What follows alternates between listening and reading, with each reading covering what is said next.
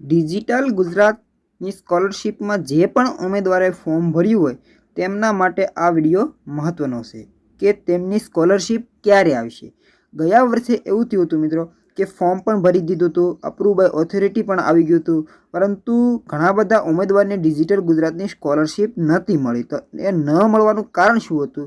તો તમને ખબર છે કે જે આપણા સરકાર છે તેને ડીબીટી વાળી કંઈક સુવિધા લાવી નાખ્યા છે કે ડાયરેક્ટ બેંક ફેન્સી ટ્રાન્સફર, એટલે કે ડાયરેક્ટ જે પણ આધાર કાર્ડ સાથે તમારું બેંક અકાઉન્ટ લિંક હોય તે જ અકાઉન્ટની અંદર સ્કોલરશિપ મળશે। જો ન હોય તો તમારી સ્કોલરશિપ રિજેક્ટ થઈ જાય છે અને કોઈ પણ જાતના તમને એક પણ રૂપિયો નહીં મળે એવી સિસ્ટમ લાવી દીધી ને ગયા વર્ષે એના કારણે જ ઘણા બધા ઉમેદવારોને સ્કોલરશિપ નહોતી મળી અને બેંક અકાઉન્ટમાં આધાર કાર્ડ સાથે બેંક અકાઉન્ટે લિંક નહોતું ને ઘણા બધાને લિંક હતું પણ ડીબીટી ઇનેબલ નહોતી। તો એ ઇનેબલ છે કે નહીં, એ કઈ રીતની કરવી તે વિશેની વાત કરવાની છે અને ડિજિટલ ગુજરાતની 2024નું જે ફોર્મ ભર્યા છે તો એની સ્કોલરશિપ ક્યારે મળશે। ચાલો વિડીયોને શરૂ કરીએ। તો મેં ગૂગલ પાસે એવો પ્રશ્ન પૂછ્યો કે when credit digital Gujarat scholarship 2024 કે 2024ની ડિજિટલ ગુજરાતની સ્કોલરશિપ ક્યારે ખાતામાં આવશે? તો એને એમ કીધું કે પ્રોસેસ છે એ ઓનલાઈન છે, તો ફોર્મ ભરવાની પ્રોસેસ ઓનલાઈન છે। બેનિફિટ છે ઘણા બધા જુદા જુદા બેનિફિટ છે, કારણ કે બધી જ કેટેગરી માટે ઓબીસી એસટી માટે અને જુદી જુદી સ્કીમો હોય છે, જેમાં PMSSમાં આપણે ફોર્મ ભરતા હોય જે ઓબીસી વાળા હોય છે। તો બેંક ફેન્સી છે તો student who are domicile of Gujarat, જે ગુજરાતનો હોય એ ડિજિટલ ગુજરાતની અંદર સ્કોલરશિપ ભરી શકે।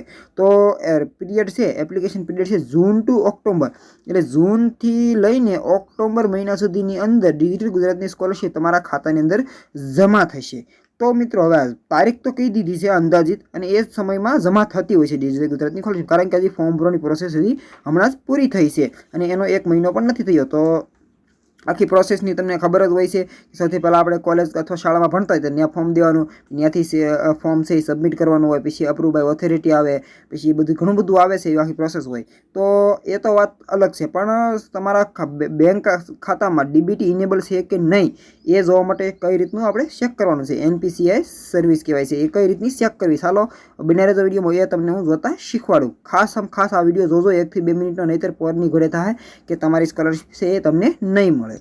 તમારા બેંક અકાઉન્ટ છે એની સાથે આધાર કાર્ડ લિંક છે અને ડીબીટી ઇનેબલ છે કે નહીં એ ચેક કરવા માટે તમારે ડિજિટલ ગુજરાત સ્કોલરશિપ એવી વેબસાઇટને સર્ચ કરવાની છે। વેબસાઇટ સર્ચ કર્યા બાદ તમારે અહીંયા તમારો આઈડી પાસવર્ડ નાખીને તમારે લોગિન કરવાનું છે। જે તમે સ્કોલરશિપ ફોર્મ ભરતી વખતે જે રીતની આઈડી બનાવી હતી એ આઈડી પાસવર્ડ નાખીને લોગિન કરવાનું છે। ચાલો હું મારો આઈડી પાસવર્ડ નાખીને લોગિન કરી લઉં। તમે જેવા લોગિન કરશો એટલે તમારી સમક્ષ આવું પેજ આવી જશે। તમારે ચેક કરવાનું છે આધાર કાર્ડ સાથે ડીબીટી ઇનેબલ છે કે ટૂંકમાં બેંક સાથે। તો જોવા માટે અહીંયા 3 ડોટ દેખાય છે, ત્યાં તમારે મિત્રો ક્લિક કરવાનું છે। જેવું તમે ક્લિક કરશો એક તમને અહીંયા તાળા દેવું દેખાય છે, પાના દેવું, યુટિલિટી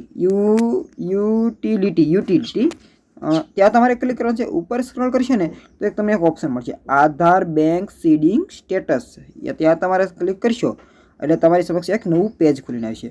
જો અહીંયા PFMS ચેક્સ NPCI સ્ટેટસ, કારણ કે જો PFMS દ્વારા સ્કોલરશિપ આપણી NPCI સ્ટેટસ દ્વારા જમા થતી, જે માત્ર આપણો આધાર કાર્ડ સાથે જે બેંક અકાઉન્ટ લિંક હોય ને ત્યાં ડાયરેક્ટ ડીબીટી દ્વારા ઇનેબલ હોય, એટલે આપણી સ્કોલરશિપ આપણા બેંક અકાઉન્ટની અંદર મળી જતી હોય। તો એ ચેક કરવા માટે તમને ખબર ન હોય કે ભાઈ મારું ડીબીટી ઇનેબલ છે કે નથી, કારણ કે તમારી સ્કોલરશિપ છે ફરજિયાત થઈ ગયું છે કે આધાર કાર્ડ લિંક હશે તો જ ત્યાં આવશે, બાકી તમને નહીં મળે, એટલે એ તમારે કરાવવું ખાસ જરૂરી છે। તો એ કઈ રીતનું કરાવવું એ તમને માહિતી આપું છું। સૌથી પહેલાં ચેક કરવા માટે તમારે અહીંયા છે ને તમારો આધાર નંબર નાખવાનો છે। ચાલો હું મારો આધાર કાર્ડ નંબર નાખું અને તમને હું આગળ કહું કે કેવું લખેલું હોય તો તમારી લિંક છે કે નહીં એ ચેક કરીએ। ચાલો તો મેં જેવા ચેક NPCI સ્ટેટસ ઉપર ક્લિક કરશો એટલે તમને એક અહીંયા એક ઓપ્શન જોવા મળી જશે। જુઓ શું કીધેલું છે, એક્ટિવ લીલા કલરનું 1/5/2024, એટલે કે આજે મેં ચેક કર્યું છે તો અત્યારે પણ મારું અકાઉન્ટ છે ડીબીટી, અમારા બેંક અકાઉન્ટ છે ડીબીટી સાથે ઇનેબલ છે, ટૂંકમાં આધાર કાર્ડ સાથે મારું બેંક અકાઉન્ટ પણ લિંક છે, એની સાથે ડીબીટી પણ ઇનેબલ છે અને NPCI સ્ટેટસ પણ એક્ટિવ છે। એટલે હું જો સ્કોલરશિપનું ફોર્મ ભરું તો મને સ્કોલરશિપ મારા બેંક અકાઉન્ટની અંદર મળી જાય છે। અને મેં એ બેંક અકાઉન્ટ ક્યારે લિંક કરેલું છે એવું કહે છે, Aadhaar number bank account link date 13 તારીખ 11મો મહિનો 2020ની અંદર મેં લિંક કરેલું હતું. તો તમારું અકાઉન્ટ જો નહીં લિંક કરેલું હોય તો તમને ત્યાં મળી જશે કે ઇનએક્ટિવ અને તમારે એક્ટિવ કરવાની જરૂર છે. તો એક કઈ રીતનું એક્ટિવ કરવું? સૌથી પહેલાં તમારે તમારા બેંકે જવાનું છે. ત્યારબાદ તેમને કહેવાનું છે કે મારે બેંક સાથે આધાર કાર્ડ નંબર લિંક કરવો છે. તો તમે બેંકવાળા કહેશે કે આધાર કાર્ડ તો તમારો લિંક જ છે. તો એમ કહેવાનું કે આધાર કાર્ડ લિંક છે પણ અમારે ડીબીટી ઇનેબલ કરવી છે, ડાયરેક્ટ બેંક બેલેન્સથી ટ્રાન્સફર, કેમ કે અમારે સ્કોલરશિપ આવે છે એ આધાર કાર્ડ સાથે ડીબીટી ટ્રાન્સફર થાય છે ને એટલા માટે આ અમારે એક્ટિવ કરવું છે. તો એ તમે કરી ગયો તો એ તમને કરી દેશે. ત્યારબાદ તમારે ચેક કરવું હોય કે વિદ્યાર્થીનો આધાર નંબર છે, આધાર કાર્ડ નંબર એ કઈ બેંક સાથે લિંક છે. તો એ તમને ખબર નથી કેમ કે તમારા ઘણા જુદા જુદા અકાઉન્ટ હોય તો તમે અહીં ક્લિક કરીને આધાર કાર્ડની માય યુઆઈડીઆઈ વેબસાઇટ ઉપર લોગિન કરીને ચેક કરી શકશો. ટૂંકમાં અહીં ક્લિક કરશો એટલે એ વેબસાઇટ પર પહોંચી જશો.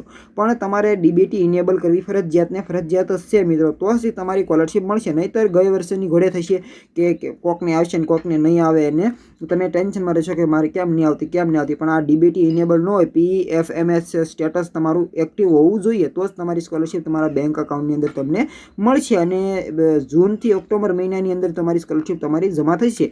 જેવી સ્કોલરશિપ કોઈ વિદ્યાર્થીને ઉમેદવારને જમા થશે એટલે હું વિડીયો બનાવીને જાણ કરીશ કે સ્કોલરશિપ હવે જમા થવા મળી છે, તમારે આવી કે નહીં તમે ચેક કરી લો. બાકી વિડીયો માહિતગાર લાગ્યો હોય તો જરૂરથી ચેનલને સબસ્ક્રાઈબ કરજો. આવા વિડીયો જોવા માટે નોટિફિકેશન પણ ઓન કરી દેજો. મળીશું એક બીજા માહિતગાર વિડીયો સાથે.